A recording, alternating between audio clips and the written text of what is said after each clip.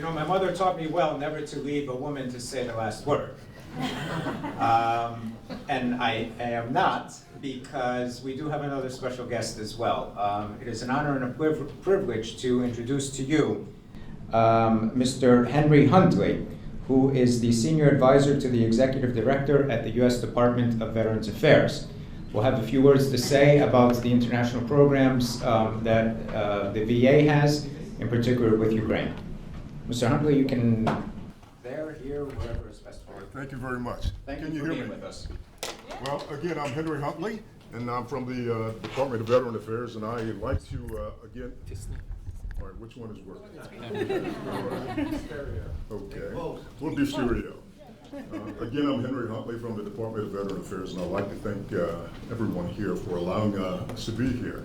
I don't have very much to say, but what I'd like to do is just kind of highlight that for the last 3 years that I've been a part of Veteran Affairs, the Ukraine relationship has been very, very great with regards to how we interact with each other. We've had multiple visits to the Department of Veteran Affairs to talk about what we do here in the U.S. with regards to our veterans and some of the challenges, but also what we do to try to bring their lives back to normalcy.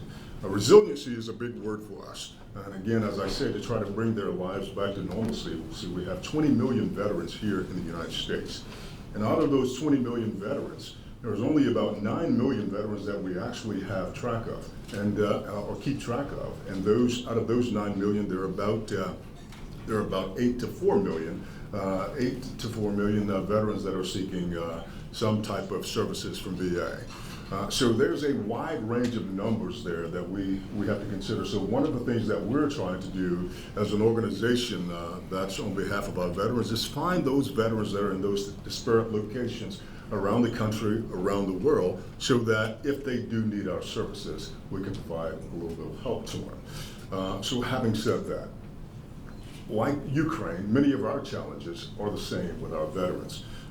Once a veteran comes back from wherever we send them around the world, many in harm's way, there are challenges, and many of those challenges are unseen. But it's our responsibility through the administrations that we have as a part of VA, whether it be Veterans Health or Veterans Benefit or our veteran memorial affairs, where, of course, unfortunately, when our veterans die, we have someone to take care of not only that veteran but their family, so that they will never be forgotten. And that's a very, very key thing for us, is ensuring that our veterans are never forgotten. VA has a large mission. We have veterans all over the place, and we have facilities all over the country and other places. And sometimes there are challenges with reaching out to those veterans. And I'm sure many in the room who have been here in the country or read on the internet, you've seen that sometimes we have challenges because we have so many. But I will stand here and I will tell you that there's not better services anywhere, I believe, that you can find for our veterans, more so than Veteran Affairs. With our facilities, whether it be telemedicine, whether it be in-care facilities and services, or whether it be us having to provide veteran homes for our veterans. It is a challenge, but we also make sure that we have the right amount of folks to be able to go out to them. So that's one of the things that I wanted to be able to mention to you. As the words of President Lincoln is to care for those who have borne the responsibility for battle. That is something that we take to heart. We must do that, because as we look at our veterans and how we care for them, it's not only a responsibility that is inherent to us, but we look at it as a matter of national security. Because as someone spoke to recruiters a little bit earlier on, if we don't take care of our veterans for what they have done and provide for their families, well, guess what? My uncles, my sisters, my brothers, my mother, or whomever in my family is not going to allow one of my family members to join our forces. So we have that great responsibility of ensuring that if someone gets hurt, that we provide for them. If someone passes in action, we have a responsibility to take care of that person and their family. So those are some of the challenges that we have, but that's what we try to do, and I think we do that quite well. relationship that we have with Ukraine, I'm sure that it's going to get bigger and bigger as we move forward in this century and hopefully beyond.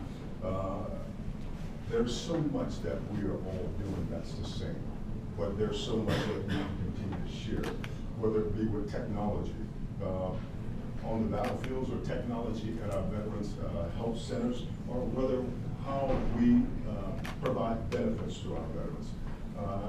Those are the things that I think are most important, but nothing more important than the relationships that we have.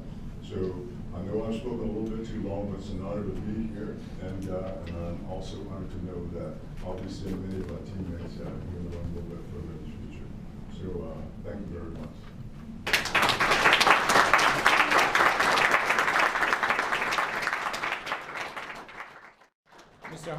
Mr. Huntley, it's truly an honor to have you with us today. We obviously are extremely thankful for all the services that our VA provides for our American veterans.